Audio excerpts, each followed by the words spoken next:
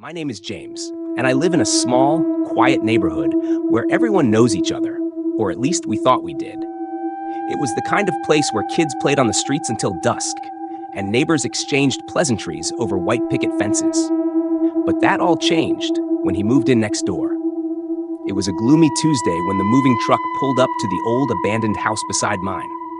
I watched from my window as a tall, gaunt man with a weathered face and piercing blue eyes directed the movers with unnerving precision.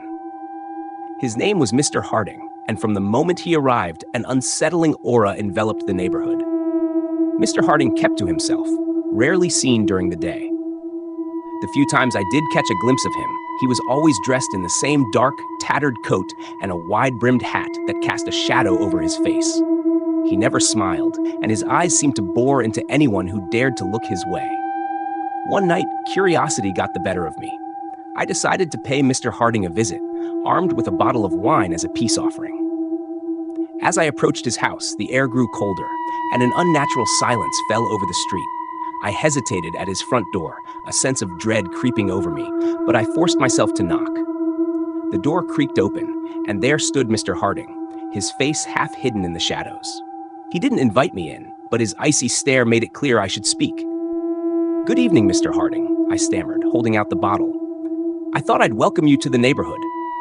He took the bottle without a word, his bony fingers brushing against mine, sending a shiver down my spine. I mumbled a goodbye and quickly retreated to the safety of my home. That night, strange noises began to emanate from Mr. Harding's house. At first, it was just a faint tapping, like someone knocking on the walls. Then came the whispers, soft and indistinct but filled with an otherworldly malice. I couldn't sleep, the sounds gnawing at my sanity. Days turned into weeks, and the noises grew louder, more insistent. I confided in my neighbor, Mrs. Thompson, but she dismissed my concerns as mere imagination. "Old houses make strange sounds," she said, patting my arm reassuringly. But I knew better. Something was wrong, deeply wrong. One stormy night, the noises reached a crescendo. The tapping became frantic, the whispers urgent and filled with dread. I could no longer stand it. Grabbing a flashlight, I ventured outside, determined to uncover the source of the torment. I crept around the side of Mr. Harding's house, my heart pounding in my chest. The rain pounded down, masking my footsteps as I approached a small, dirt-covered window. Peering inside, I saw him. Mr. Harding stood in the center of a dimly lit room, his arms raised as if conducting some dark ritual. Candles flickered around him, casting eerie shadows on the walls. And then I saw them. The faces. Dozens of ghostly faces, twisted in agony, pressed against the walls, their mouths open in silent screams.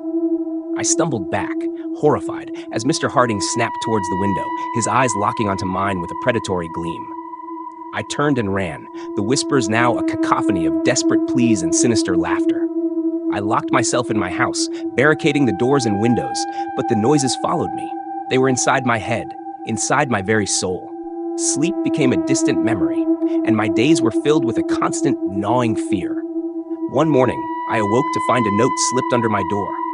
In spidery handwriting, it read, "You should never have looked." That was the last straw. I packed my belongings and fled the neighborhood, leaving behind the life I once knew. But no matter where I go, the whispers follow, a constant reminder of the man next door and the darkness he brought with him.